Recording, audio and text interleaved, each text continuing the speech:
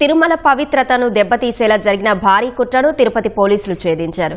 తిరుమలలో మద్యం సీసాలు దొరికాయంటూ సామాజిక మాధ్యమాల్లో జరిగిన ప్రచారం వెనుక కుట్ర ఉన్నట్లు పోలీసుల విచారణలో తేలింది. ప్రభుత్వాన్ని, టీటీడీని, పోలీసు వ్యవస్థను లక్ష్యంగా చేసుకుని బయట నుంచి ఖాళీ మద్యం సీసాలు తెచ్చి తిరుమలలో పడేసినట్లు దర్యాప్తులో పోలీసులు గుర్తించారు. ఈ ఘటనకు సంబంధించి 2ను అరెస్టు చేయగా మరో వ్యక్తి పరారీలో ఉన్నారు.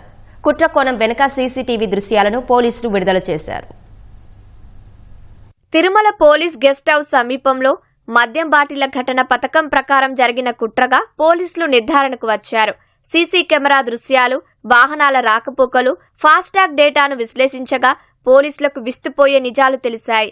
ఎక్సైజ్ శాఖ సహకారంతో బాలాజీ కాలనీ గోడ వెనుక చెట్ల పొదల్లో దొరికిన 9 మద్యం సీసాలను ఎక్కడ కొన్నారో గుర్తించి కుట్రకు పాల్పడిన వ్యక్తులను కాకిలో అదుపులోకి తీసుకున్నారు. తిరుపతికి చెందిన వైసీపీ కార్యకర్త ఆళ్లపాక కోటి కావాలనే తిరుపతి నుంచి పాత ఖాళీ మద్యం సీసాలను సేకరించి కారులో తిరుమలకు తెచ్చినట్లు పోలీసుల విచారణలో బయటపడింది.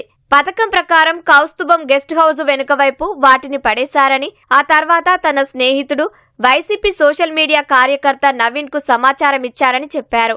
నవీన్ ద్వారా విషయం తెలుసుకున్న సాక్షి పత్రిక ఫోటోగ్రాఫర్ మోహన్ కృష్ణ తన సిబ్బందిని అక్కడికి పంపి వీడియోలు తీయించి సామాజిక మాధ్యమాల్లో వైరల్ చేయించినట్లు పోలీసుల దర్యాప్తులో తేలింది.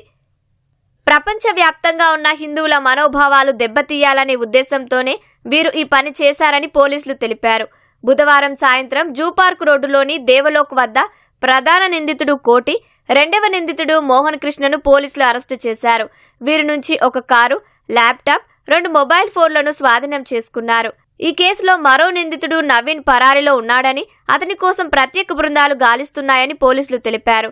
అరెస్ట్ అయిన మోహన్ కృష్ణ తన ఫోన్ పోయిందంటూ విచారణకు సహకరించడం లేదని, ఇది అతని నేర స్వభావాన్ని బయటపెడుతుందని పోలీసులు తెలిపారు. కలియుగ దైవం వెంకటేశ్వర స్వామి సన్నిధిలో ఇలాంటి రాజకీయ కుట్రలకు పాల్పడితే ఉపేక్షించేది లేదని తిరుపతి ఎస్పీ సుబ్బారాయుడు తెలిపారు. సామాజిక మాధ్యమాల్లో వచ్చే నిరాధారమైన వార్తలను నమ్మి ప్రచారం చేస్తే చట్టపరమైన చర్యలు తప్పవని స్పష్టం చేశారు.